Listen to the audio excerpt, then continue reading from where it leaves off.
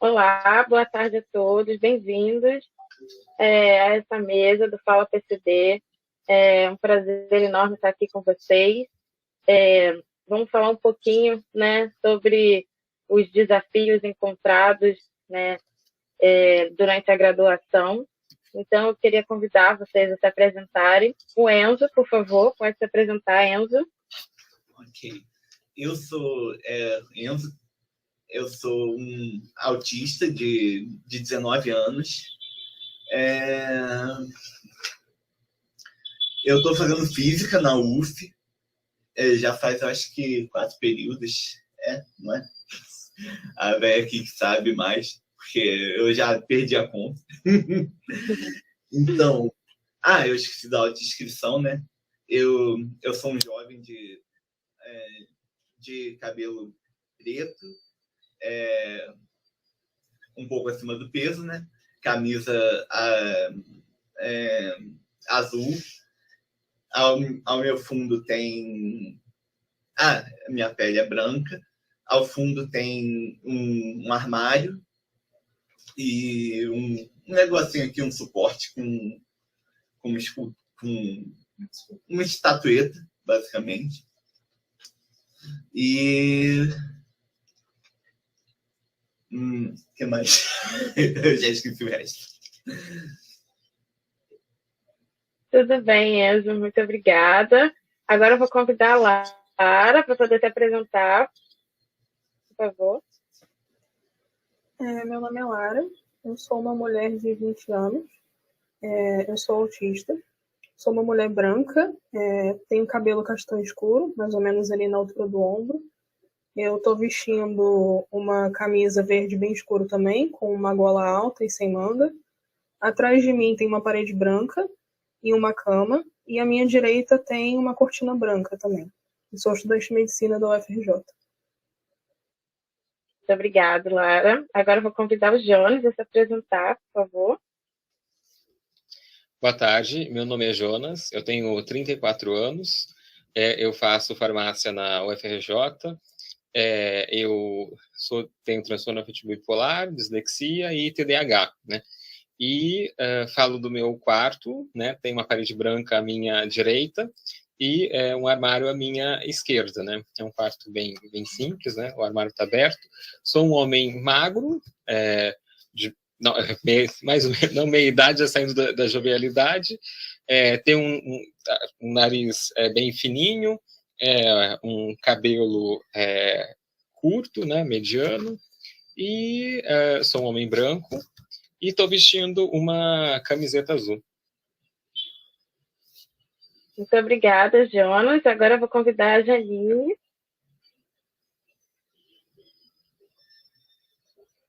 Pode falar. Olá, boa tarde. Tudo bem com vocês?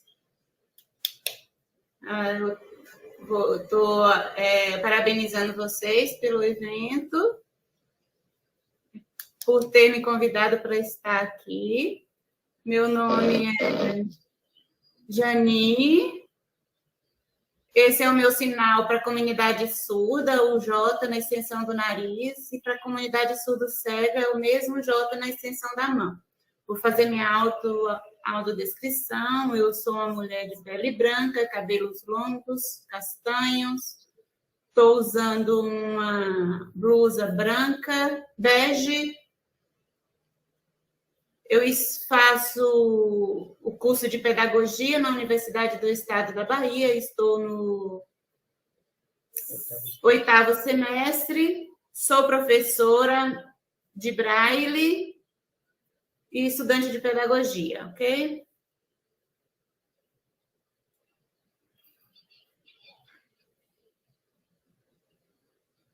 Muito obrigada, Janine. Agora eu vou fazer a minha autodescrição, que eu não havia feito. Meu nome é Isabelle, eu sou uma mulher negra. Eu uso óculos redondos, na cor marrom. Tenho cabelos longos, loiros. Eu estou usando uma camisa verde de gola, sem mangas. E um fundo, né, uma parede branca. Para começar essa mesa, né, eu vou começar com perguntas para a Janine. Perdão, eu vou começar as perguntas com o Enzo. Tudo bem, Enzo? Sim, tudo bem. Tudo bem? Enzo, a primeira pergunta que eu tenho a fazer é quais foram as suas expectativas quando você foi escolher o curso, até você se matricular? O que você pensou? Se era alguma coisa que você tinha interesse? Se você pensava nas dificuldades que poderia ter em determinado curso? Como você se sentiu? Bom, inicialmente eu pensava em fazer letras de português e japonês, tanto que eu passei para isso na UERJ. E sei lá, de última hora, assim, eu mudei de ideia para ir para física, né? Meio de última hora mesmo, sabe? Quase no último minuto. E aí eu fui para UF, com a minha nota no Enem, para física e licenciatura. Uhum. E no início eu nem imaginava que a gente ia passar por uma pandemia, né? Então é meio confuso assim, o processo de como foi. Enzo, quando você foi fazer a inscrição, você sentiu alguma dificuldade? Apesar que todo o processo, pelo menos a maioria, é online, né? A maior parte é online. Então, assim, você achou que tinha alguma dificuldade nesse momento ou foi tudo muito tranquilo? No caso da inscrição das matérias, como foi antes da pandemia, nesse caso, eles foram presencial, aí foi bem tranquilo.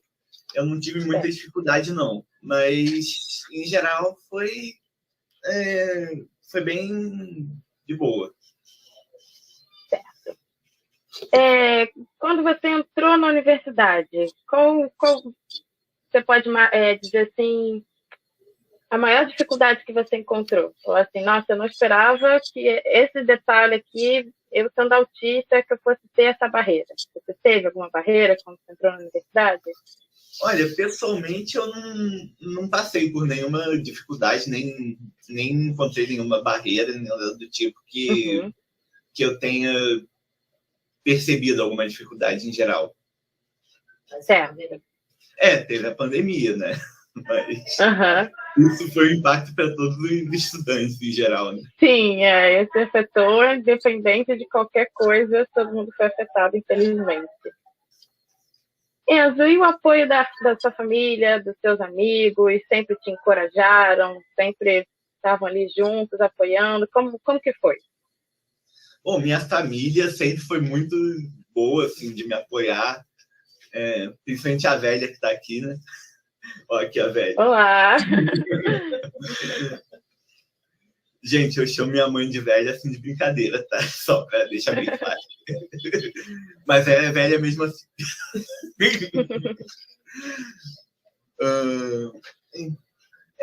Então eu sempre tive muito apoio, principalmente da minha mãe e do meu pai.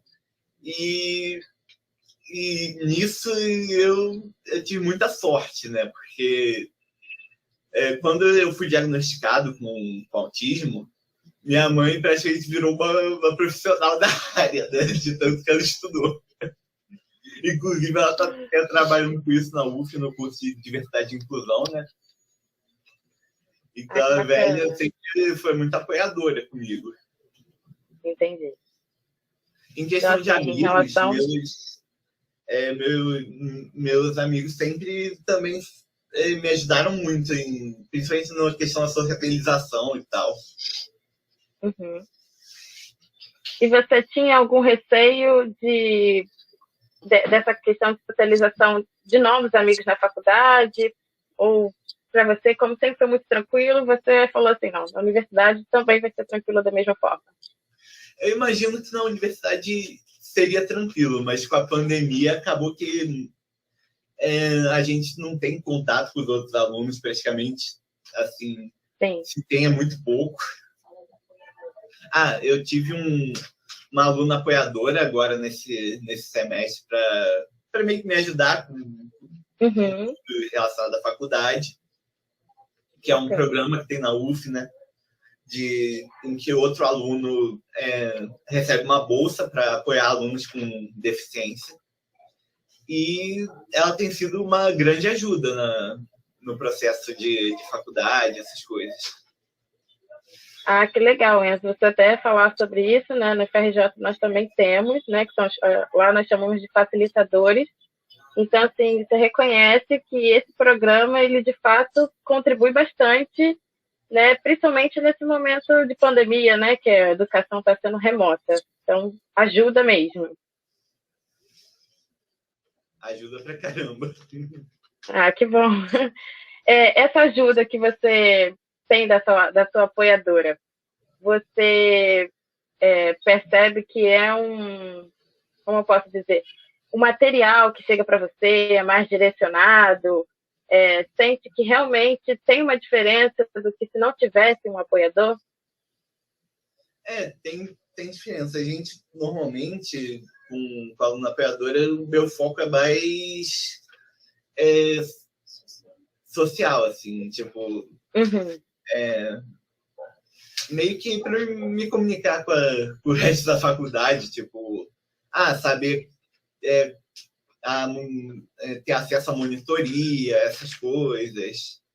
Coisas mais que não tem muita relação com a matéria em si, sabe? É mais a questão de comunicação mesmo. Sim.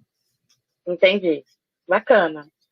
Enzo, então você já havia comentado que bom você não encontrou barreiras quando entrou na universidade e não tem encontrado ao longo da sua graduação, mas você gostaria de levantar algum ponto que você acha que deveria ser trabalhado?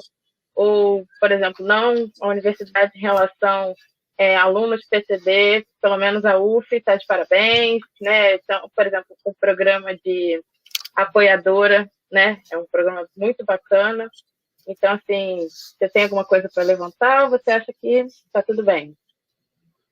Acho que, em geral, pelo menos para mim, foi bem tranquilo a universidade. Então, eu não tenho nada a fazer crítica nem nada do tipo. Então, sei lá, não tem muita coisa que eu possa contribuir em relação a isso. Não, então, que bom. Significa que você tem uma boa experiência, né? Que o programa que a universidade oferece está sendo bem aproveitado. Sim. E que tem contribuído para a sua formação. Com certeza. Então, Enzo, muito obrigada pela sua contribuição, pela sua visão como estudante. E eu fico muito feliz em saber que os esforços, né, para que a gente tenha um ambiente educacional inclusivo, ele de fato está funcionando. Sim. Muito obrigada, Enzo. Agora eu vou convidar a Janine para fazer umas perguntas.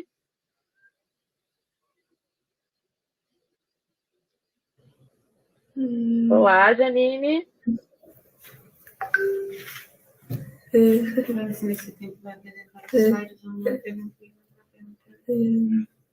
Agora eu gostaria de convidar a Janine, né, para se apresentar e contar um pouquinho a sua história da graduação.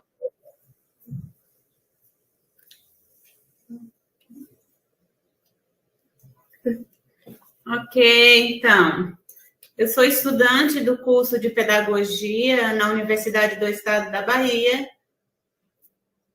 E já estou no 8º semestre, quase finalizando o meu curso. Mas o mais importante da minha característica é que sou uma mulher surdo-cega congênita.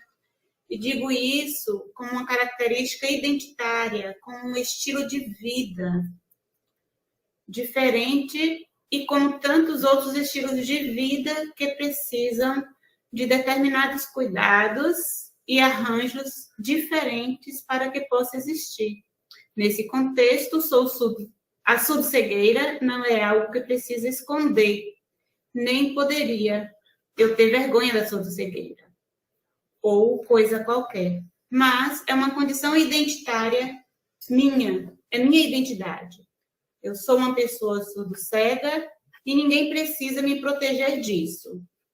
Então, sou mulher, estudante, professora e surdo-cega, com um estilo de vida organizado com alguns arranjos, e falo desse lugar.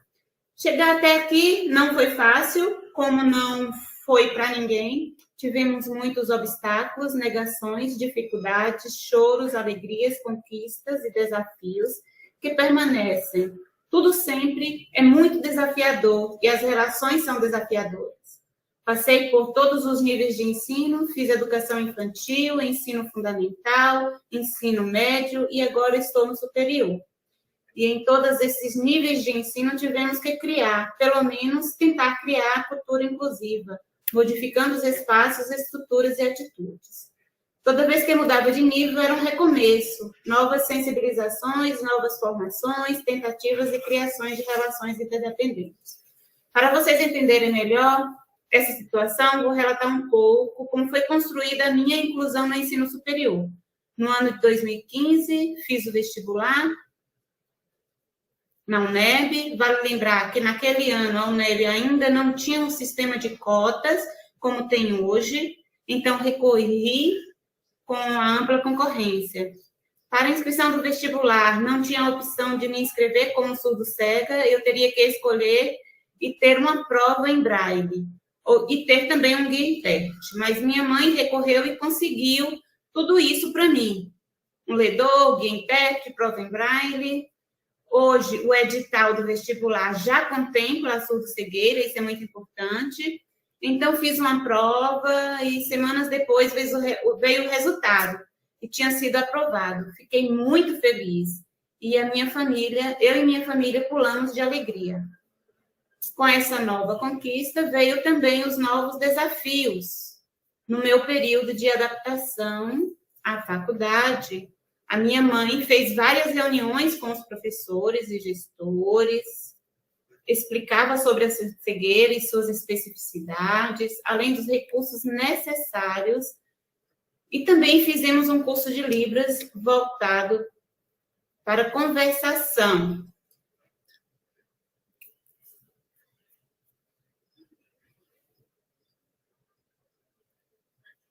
E minha mãe e os guias intérpretes administraram o curso de modo que todos os meus colegas, hoje, eles sabem se comunicar comigo.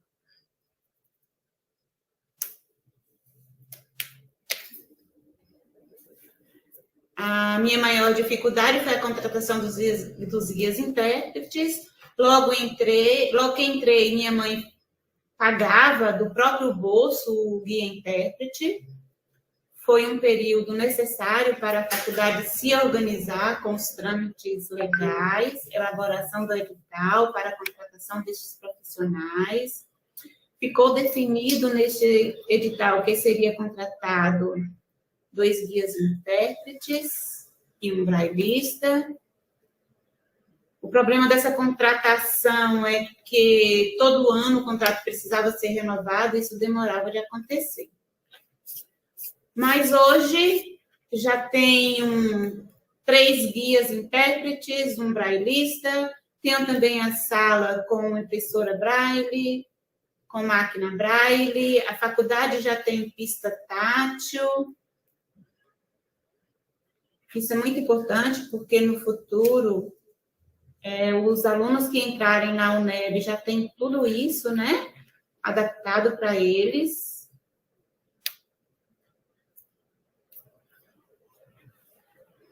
E as coisas, elas foram se ajustando, né, ao longo dos anos que eu estou lá.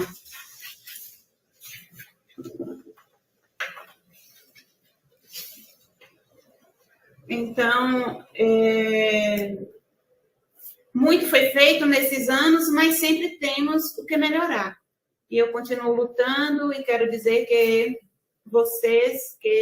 a vocês que nunca desistam, continue lutando. Eu estou dizendo isso para os alunos da faculdade de farmácia, né? Continuo lutando, porque juntos nós somos mais fortes. Muito obrigada a todos vocês.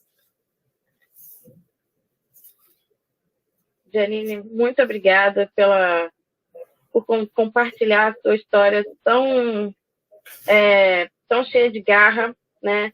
Eu acho que um ponto assim que eu levanto é como você lida com a sua própria identidade, né? Eu acho que o grande desafio a primeira barreira somos nós mesmos. Então, assim, que história bonita de passar, de que somos capazes de, sim, nós devemos lutar, devemos querer que o meio acadêmico seja inclusivo, né? Porque é uma realidade que está presente e, infelizmente, a gente tenta tampar um pouco, esconder e falar, não temos sim, e mostrar que sim, é possível, né? Você já está quase no fim da sua graduação. Então, muito obrigada, Janine, pela sua história. Muito obrigada por ter aceitado o convite, de estar aqui participando, estar contando um pouco. E logo, logo, né, com diplomas em mãos, você vai poder contar ainda mais vitórias no seu caminho. Muito obrigada, Janine.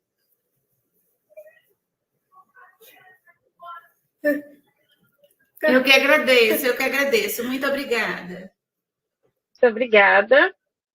Você quer falar alguma coisa, Janine, sobre, né, um pouco sobre o estudo cego, principalmente essa questão que você encontrou na hora de fazer o vestibular, das opções? Quais foram, assim, qual foi a barreira que você viu e falou assim, como que isso aqui ainda existe, né? Como essa barreira ainda está presente?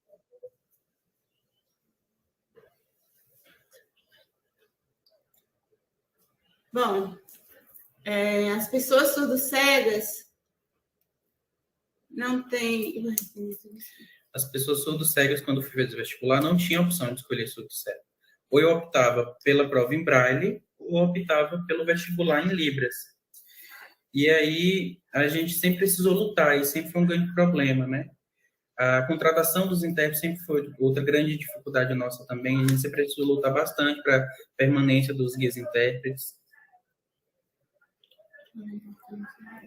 Janine, deixa eu te perguntar, na sua universidade, existe algum, assim como o Enzo, né, na UF existem os apoiadores, na FRJ existem os facilitadores, na sua universidade, oferecem algum programa de apoio ao aluno PCD? Você teve essa opção?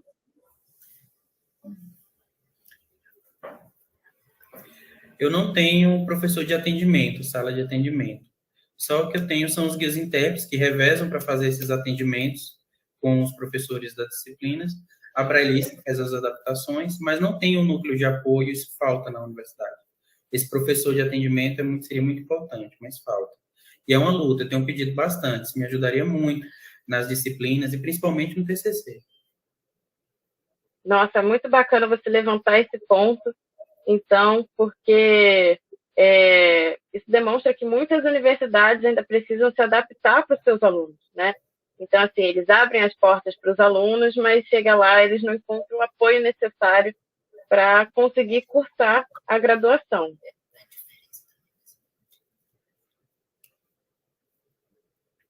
Janine, deixa eu só fazer mais uma pergunta. O mais importante é o núcleo de atendimento. Isso seria o mais importante, a universidade precisa ter. Certo. Concordo plenamente. O núcleo, ele vai ouvir, né, as necessidades dos alunos, até mesmo antes da faculdade oferecer alguma coisa, ela precisa ouvir o aluno e ver no que ela precisa se adaptar. Janine, o apoio da família, apesar de tantas dificuldades que você, infelizmente, ainda encontra, como que você vê o apoio da família, dos amigos?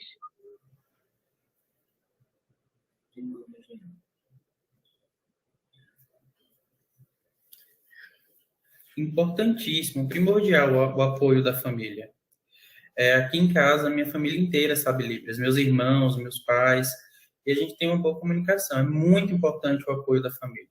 A minha mãe precisou diversas vezes ir à escola para lutar, para garantir a minha permanência nas escolas. E ela aprendeu Libras para ensinar a gente aqui em casa. Não, então é uma história de superação coletiva, né? Então, assim, para você ver o reflexo do meio, né?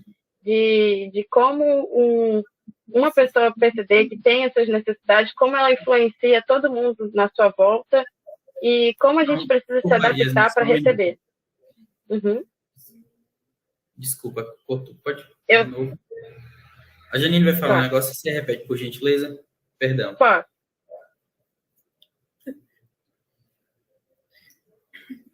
É muito importante esse apoio da família junto com a universidade. A universidade precisa ouvir a família, né? E esse apoio ser mútuo. A universidade ajudando a família ajudando a universidade. Exatamente. Essa troca de informação, ela é fundamental para que a gente consiga, né, levantar o que é importante, o que é necessário. O escutar as necessidades é primordial para tomar as atitudes certas.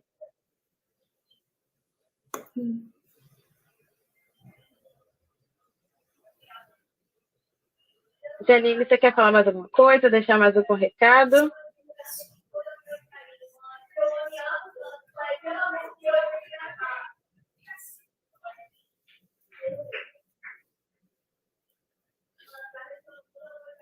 Deixar meu recado, porque as pessoas surdas cegas nunca desistam, que elas consigam, elas conseguem, lutem.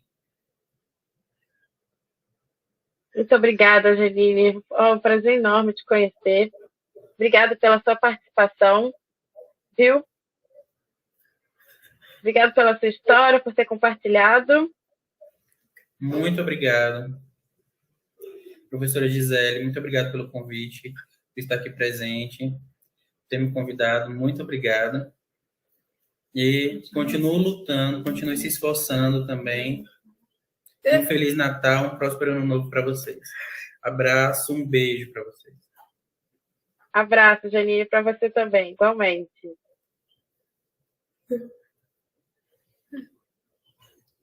Então, agora eu vou convidar o Jonas. Olá, Jonas, tudo bem? Olá, tudo bem? Boa tarde, Isabela. Boa tarde. Eu vou fazer algumas perguntas para você também, Jonas, para você contar um pouquinho da sua experiência. Jonas, quais foram as suas expectativas de quando você escolheu a graduação, né? Escolheu a universidade? O que você esperava? O que você tinha medo de encontrar? Ou você achou que, não, acho que é só uma continuação da escola, então, se eu não tive de dificuldade lá, também não vou encontrar na universidade?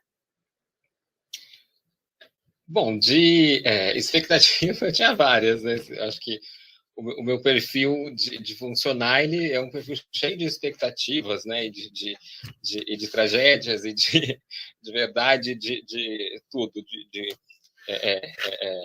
reestruturação, tudo que é re, né? Tinha muitas expectativas, eu acho que expectativas reais, não é? Expectativas reais daquilo que a gente vê se vender no noticiário e tal, de uma universidade, eu acho que, não digo nem inclusiva nada, mas uma universidade de que vamos discutir as grandes ideias em sala de aula, né? Algumas coisas fossem mais presentes na sala de aula, né? Onde construir o saber seja olhar para o mundo assim, e assimilar o mundo, né? Digerir o mundo. Isso é um processo que envolve digestão, né? Isso era uma expectativa que não se apresentou muito assim. A outra expectativa era talvez encontrar um mundo onde eu tivesse mais liberdade, né? Onde eu olhasse assim e fosse, nossa, até que enfim eu encontrei assim um espaço onde a gente se questiona, né? E muitas vezes isso foi atendida também em parte, né? Em muitos espaços eu fiz coisas maravilhosas, vivi, só que achava que ia ser mais comum isso, né? E também tinha a dificuldade, né? A expectativa de que talvez fosse o que foi, né? Que a aprendizagem de línguas, por exemplo, em inglês, fosse um empecilho, como se apresentou, como se, às vezes, aquelas provas antigas, ou a metodologia de prova, vai avaliar e vai colocar o aluno na sala, tinha algumas expectativas que de frustrações, entendeu? Uma expectativa de frustração que eu acho que também se consolidou, mas obviamente o que eu mais esperava e que é o que me mantém na universidade é de poder estar num ambiente onde se mantém um raciocínio, uma qualidade, né?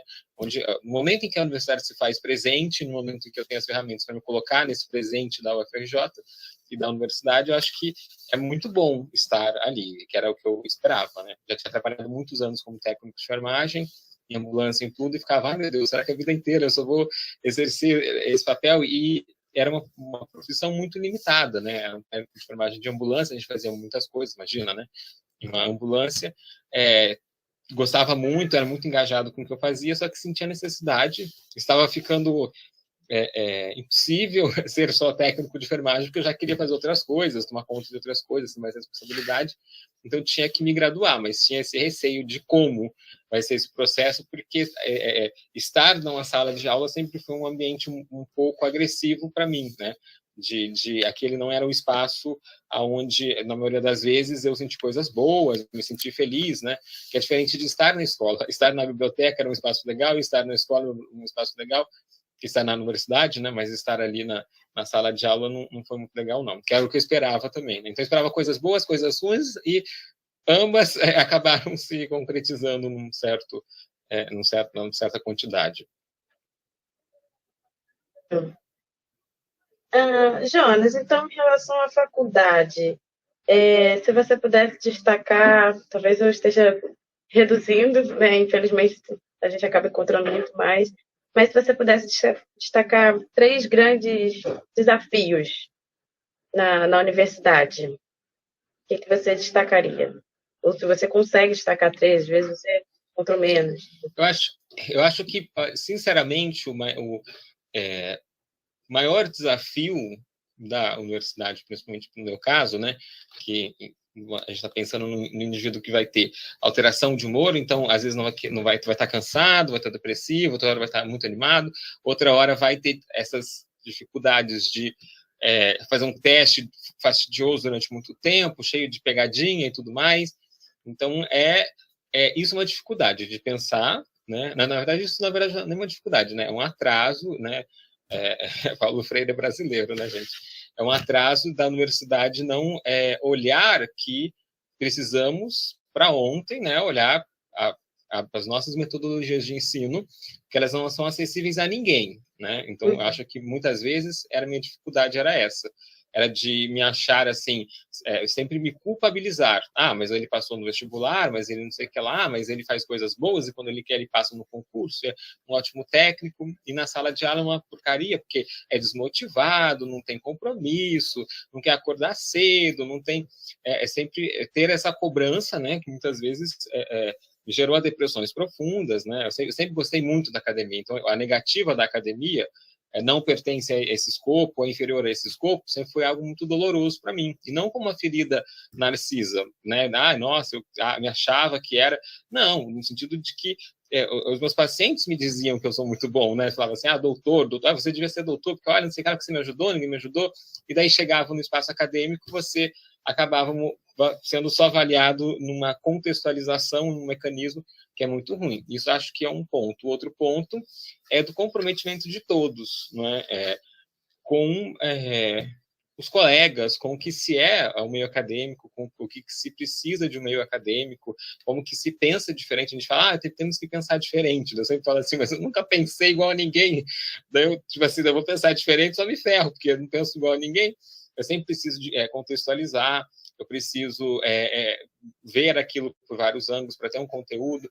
Então, isso é uma coisa muito difícil, né? Você ainda cai numa metodologia que estar 3 horas numa sala de aula significa que aquele aluno absorveu aquilo, né? Então, assim, não serve para uma pessoa normal, não serve para uma pessoa que tem um funcionamento de atenção pleno, muitas vezes, né? E, às vezes, quando você tem qualquer déficit, por estar cansado, não é nem de transtorno, por estar cansado de ser mãe, de ter outras coisas, você não tem uma construção, uma escuta ativa do professor, né? Uma consolidação para ter uma presencialidade, né, durante a sala de aula, tal.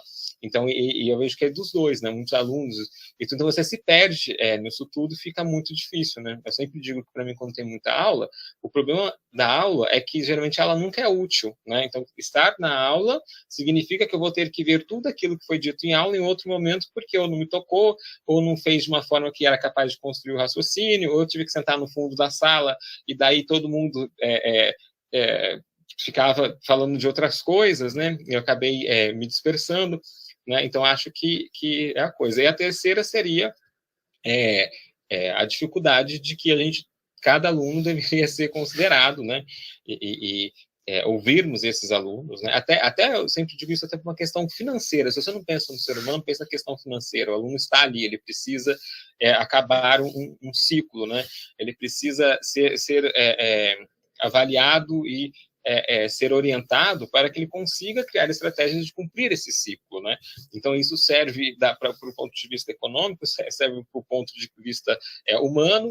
Então, eu acho que não é nem econômico nem humano, né? Então, acho que a gente tem uma gestão que precisa olhar que quem está ali fazendo é o ser humano, né? E não é tão simples quanto colocar alguém para dar uma prova e fazer alguma coisa, né? Sair um pouco disso, né? Voltar mais ao que a gente espera quando se escuta a palavra universidade. Entendi. Então, você acredita que a metodologia, né, tenha sido o seu maior desafio encontrado na universidade? Essa comunicação, né? Sim, a metodologia. Né? Os métodos todos, né, de aluno, de aula, né, do que você vai ser avaliado, até principalmente no meu caso, que às vezes você consegue aprender muitas coisas, só que você precisa, ou de mais tempo, ou precisa de igual o ED, né? Você faz um estudo dirigido, você erra o estudo dirigido e você refaz, consolida aquele conhecimento, então, né? Tentativa e erro, por experimentação. E o que você vê aqui no ensino brasileiro é muito mais 2 mais 2 é 4, eu tenho que entender que tal regra é assim, se aplica a tudo, e você não tem essa parte da experimentação e da contextualização que algumas pessoas têm que ter, né? E assim eu me sinto muito perdido. Entendi. Jonas, deixa eu te perguntar, o que você acha que a universidade propõe de adaptação, né, para alunos que têm algum tipo de transtorno ou algum tipo de deficiência? Você acha que a faculdade ela consegue oferecer um apoio, ou você acredita que esse seja um ponto que a universidade precisa trabalhar? Ela até oferece um apoio, mas não é da forma que seria ideal? O que você pensa em relação a isso? Bom, o que eu vejo na FJ que tem servido um apoio, né? Eu demorei muito tempo para solicitar o apoio, porque durante muito tempo eu sempre via questões mais ligadas a deficiências, e eu ficava com aquela, né? Eu pensava assim, não tenho tal transtorno, ou tal deficiência, né? Por algum poder de deficiência, e acabávamos não discutindo as disfunções, né?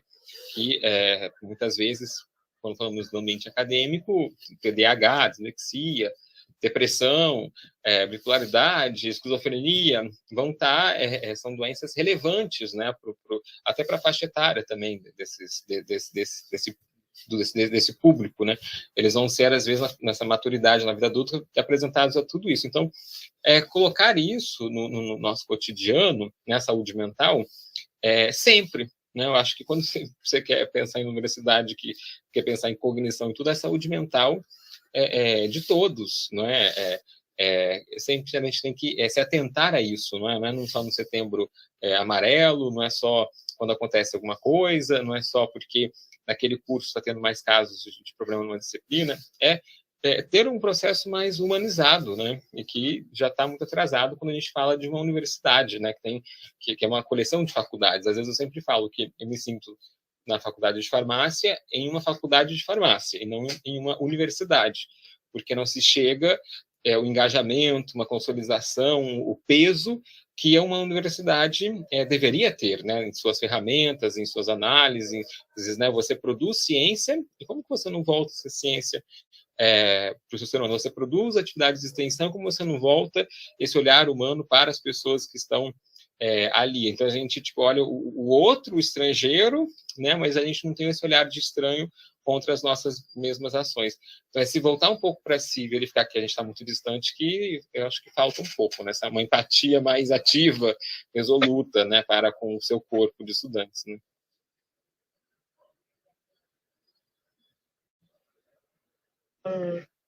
Então, que eu acho, então, até acaba quase que respondendo minha próxima pergunta, que seria quais são os pontos de inclusão que você sente falta ou que você gostaria de melhorar na universidade?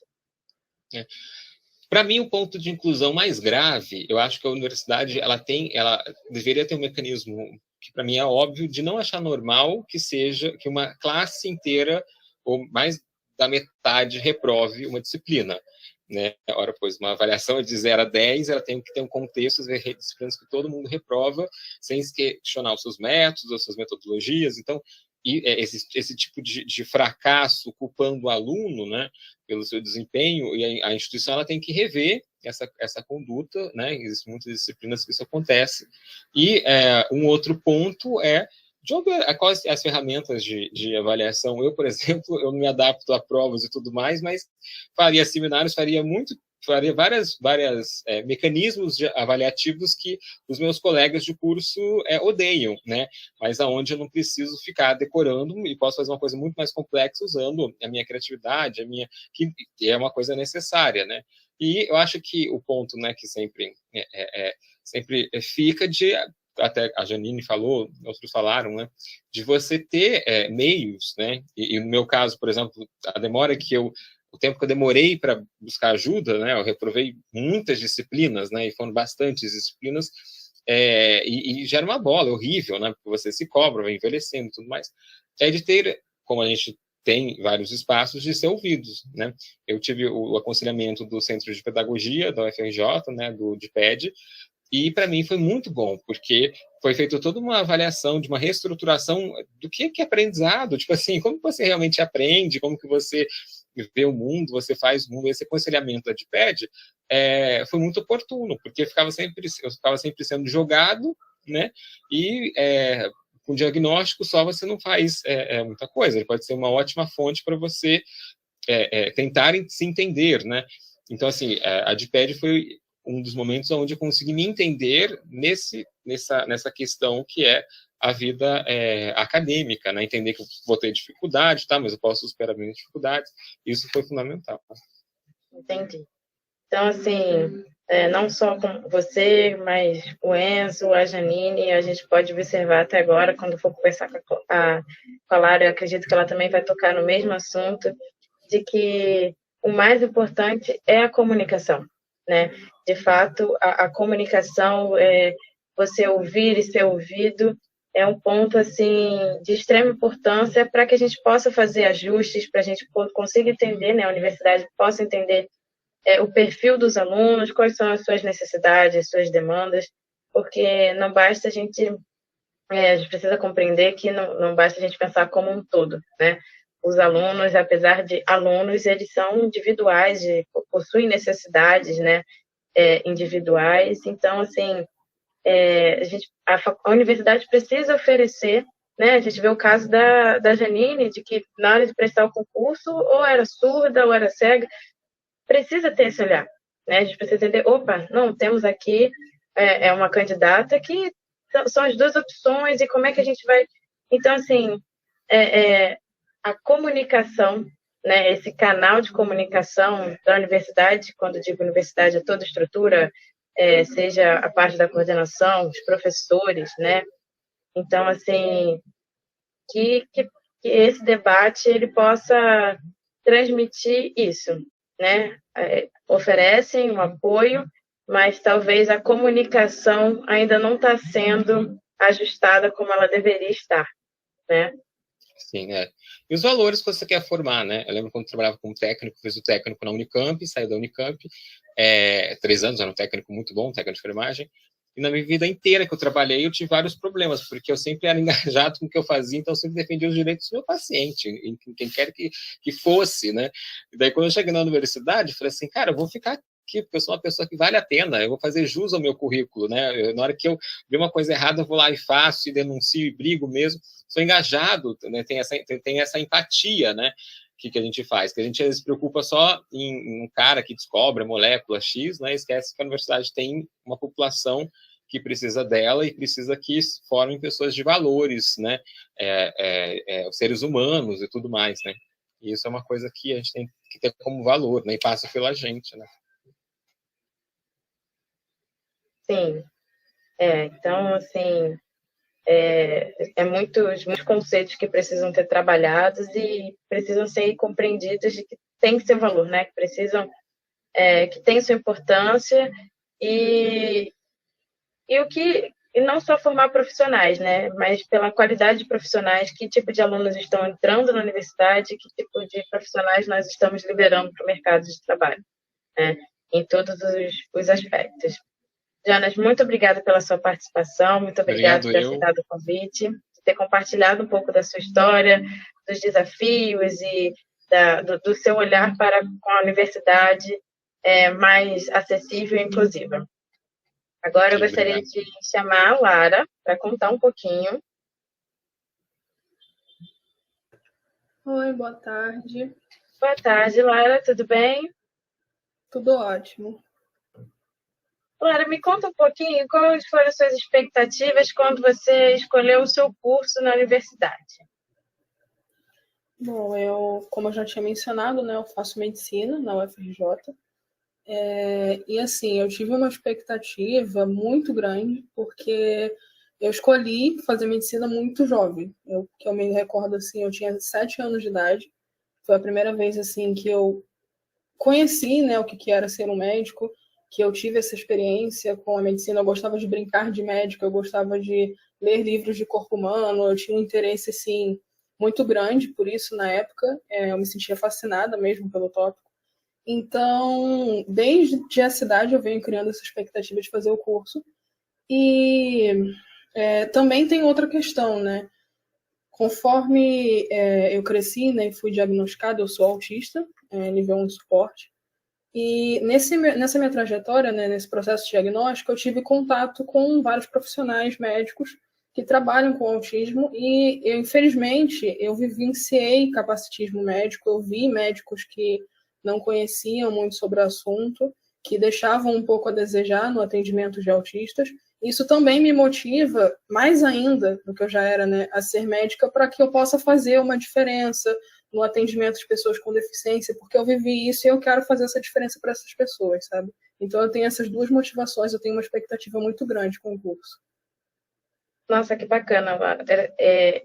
O seu motivador, não só, né, pelo gosto do curso, mas assim, de ter conseguido ver que ainda assim existe uma classe de profissionais que talvez não tenham sido preparados, né, ou não tenham tido contatos. Eu acho até que é válido a gente levantar a questão de colegas de classe, né, somos todos estudantes, então assim, o fato de ter um aluno autista na sala, eu acho que desafia a gente a saber lidar com o que para a gente algum tempo atrás não era debatido, né? Não era normal, né?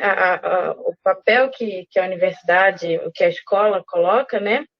Da gente estar num ambiente inclusivo, mas a gente, infelizmente, tinha como se existisse um véu, né? De que existiam esses alunos na nossa sala.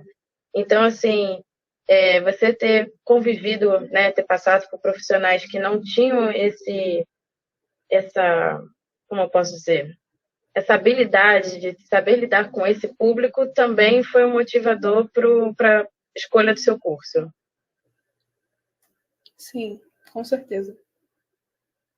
Clara, e o que você encontrou de desafio você tem encontrado, né, durante a graduação? Você encontra algum desafio? Ou você acha que a sua universidade oferece um apoio que é o suficiente?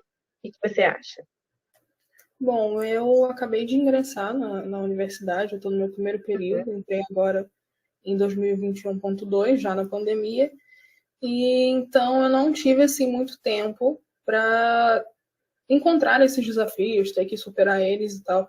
Mas eu tive um processo de formação típico, assim como todos os outros alunos. Eu passei pela educação infantil, eu passei pelo ensino médio, fiz vestibular, porque meu diagnóstico ele é muito recente. Eu fui diagnosticada no início desse ano, depois que o meu irmão nasceu, e meu irmão ele mostrou características do transtorno do espectro autista, mas assim, mais evidenciadas, né? As minhas características, geralmente, elas passam mais percebidas. Tem que ser um profissional muito criterioso para conseguir encontrar essas características. Então, eu passei toda a minha vida, tive toda a minha formação escolar sem ter essas adaptações. E eu vivi esses desafios. E a universidade, especificamente, mesmo que eu tenha acabado de entrar, eu já vivi alguns desafios. Não muitos, mas vivi alguns. Porque para qualquer pessoa, na verdade, que entra na universidade, ela tem um baque muito grande. Porque ela sai de um tipo de ensino, que é o ensino médio, que é totalmente diferente do ensino superior, e aí ela precisa se adaptar a isso. E para nós, que somos pessoas com deficiência, isso além do que é para as outras pessoas, esse desafio ele é um pouquinho maior ainda.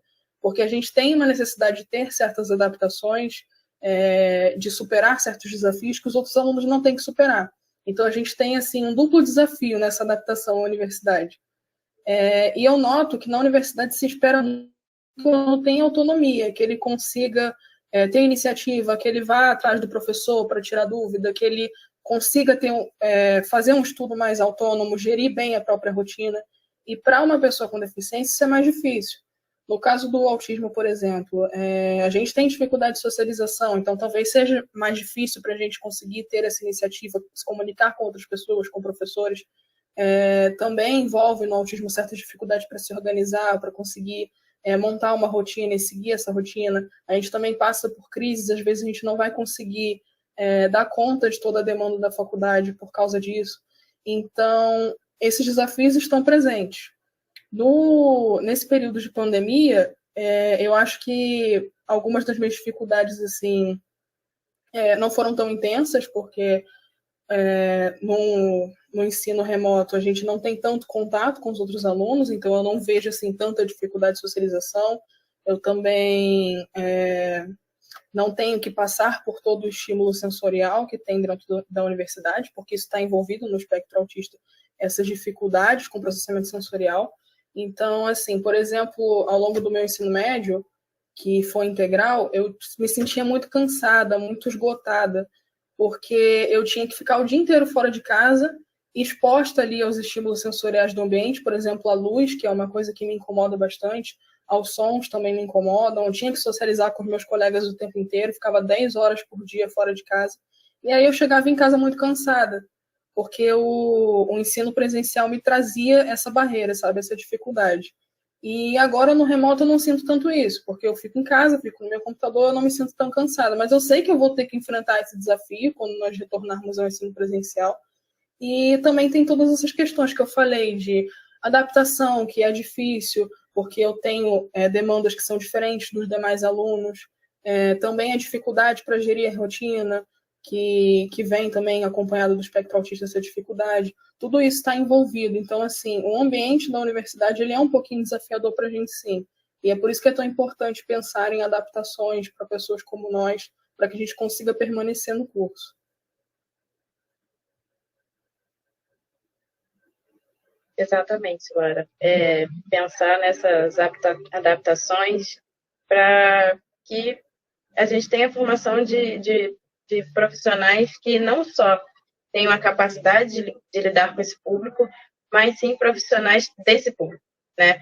Eu acho que nada é melhor do que a gente conseguir ver, olha, eu como estudante de farmácia, consegui ver uma farmacêutica negra ocupando um cargo maravilhoso, você, né, como mulher autista, conseguir enxergar uma profissional, uma médica autista, exercendo a sua função. Então, acho que isso realmente passa uma confiança de que, infelizmente, vamos encontrar barreiras, mas vamos conseguir superar e vamos conseguir alcançar os objetivos com sucesso.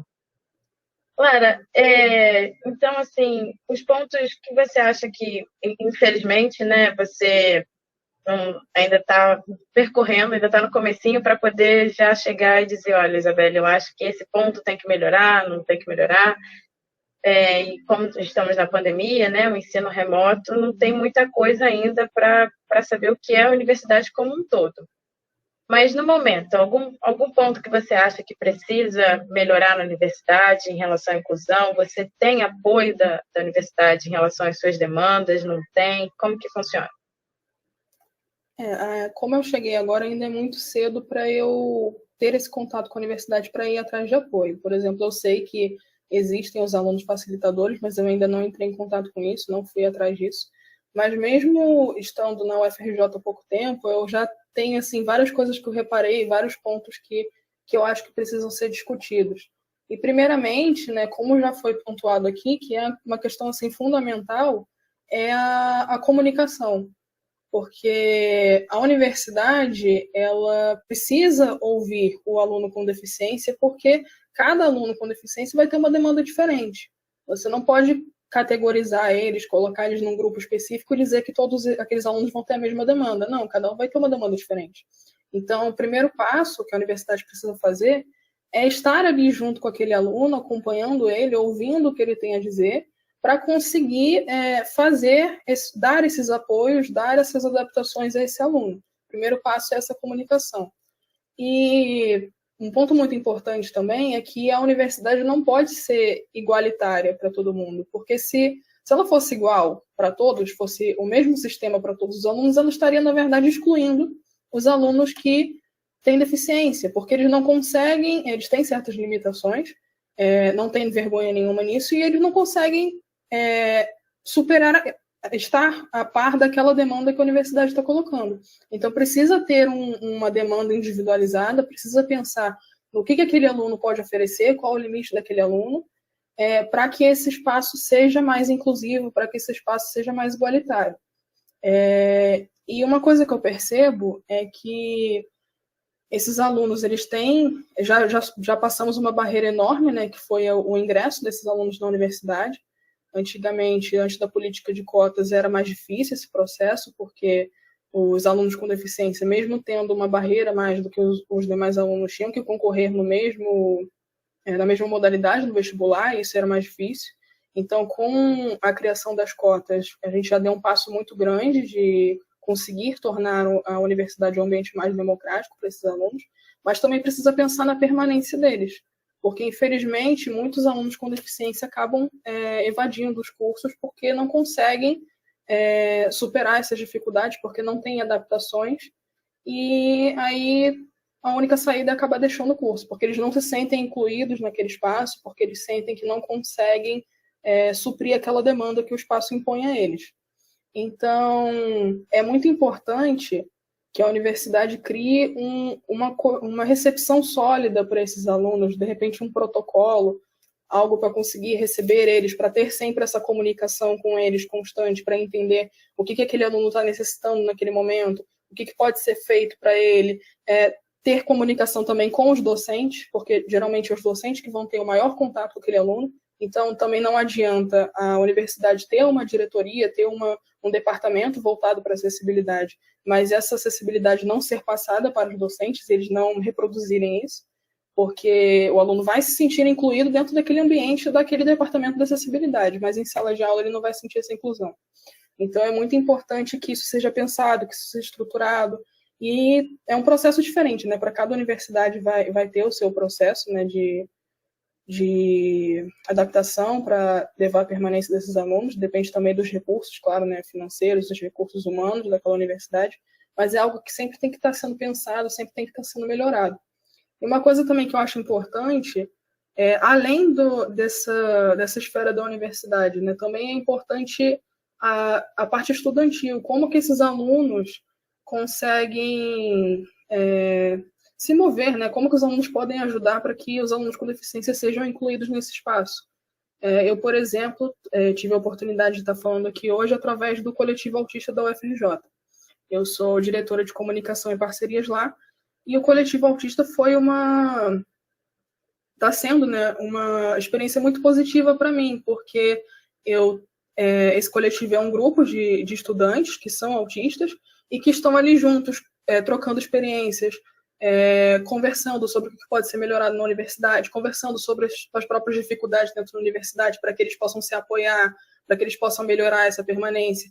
E mesmo esse coletivo não tendo um vínculo assim formal com a universidade, não existe só o coletivo autista, não existem outros coletivos, coletivo negro, coletivo LGBT, coletivo de mulheres, existem vários. Geralmente eles são voltados para esses grupos ou minoritários ou grupos que são mais marginalizados dentro do espaço da universidade. E é importante ter essa mobilização estudantil também para que os alunos sejam mais incluídos entre eles mesmos. Porque eu estou tendo contato com vários autistas do meu curso, de outros cursos, e isso é muito bom para mim, para minha saúde mental, para eu ver que tem pessoas que passam pelo mesmo que eu, para eu ver que tem pessoas que eu posso ajudar, oferecer uma ajuda prática naquele momento, para eu conseguir levar mais informação a outros alunos que não são autistas sobre o que é o transtorno do espectro autista.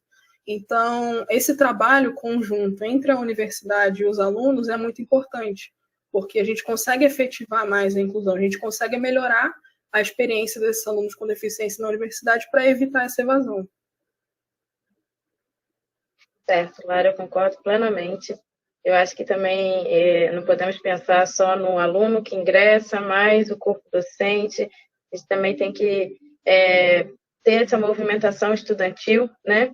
Até porque o aluno com deficiência, o primeiro contato que ele vai ter são com os colegas de classe, né? Então, assim, esse movimento estudantil, ele facilita também essa comunicação entre os alunos e o corpo docente, porque ao invés de ser um aluno só questionando por que não existe uma adaptação, né, vai ser um coletivo. Então, assim, juntos somos mais fortes, então a voz se torna mais efetiva. E eu acho que o grande ponto, né, dessa mesa, né, na visão de vários alunos, de vários cursos de universidades, de fato é a comunicação, né? E todos os pontos que você levantou, independente se você acabou de entrar, são os mesmos desafios, né? São as mesmas barreiras, as mesmas coisas que precisam melhorar, precisam ser adaptadas. O olhar, né, não só inclusivo, mas individualizado. Eu acho que o mais importante é essa questão do individualizado. Entender que o aluno PCD, ele não é um grupo, né? Cada um vai passar por uma barreira diferente, vai precisar de um apoio diferente. E, assim, independente se é no começo da trajetória dele na universidade ou se é no fim, ele precisa, porque é o que você falou, né? Muitos alunos conseguem ingressar, mas existe uma evasão muito grande porque não existe um auxílio suficiente, né? Não existe um apoio que faça com que encoraje ele, não, olha, tem esses desafios, mas vamos superar e a gente está aqui de mãos dadas e vai dar tudo certo. Então, o aluno acaba se sentindo excluído e, infelizmente, não consegue concluir a graduação. Clara, muito obrigada pela sua entrevista, pela sua participação, muito obrigada pelo convite, perdão, por ter aceitado o convite. Você gostaria de falar um pouco sobre o núcleo que você faz parte, que você é diretora de comunicação da FRJ? Bom, primeiramente, eu queria agradecer, né, pelo convite de estar aqui falando hoje. É um prazer para mim falar sobre essas questões, contar um pouquinho da minha experiência. E sobre o coletivo autista, ele é um coletivo, né, como eu falei, voltado para estudantes da UFRJ que têm o transtorno do espectro autista, mas ele não é fechado só para esse grupo, né? Ele é aberto até para pessoas fora da UFRJ, aberto para pessoas de vários cursos, e aberto para pessoas que também não sejam autistas e que querem ter um contato maior, que querem conhecer mais sobre aquilo, e ajudar esses estudantes também. Então, ele foi fundado em julho desse ano, também é bem recente. O fundador é um aluno também da medicina, no terceiro período, Jonathan Santana. E nesse coletivo, além de trocar experiências, além de ter esse contato de aluno com aluno, A gente também tem contatos com profissionais da área, né? Por exemplo, profissionais da terapia ocupacional, profissionais da fonoaudiologia, que geralmente assim, trabalham muito com autistas, né?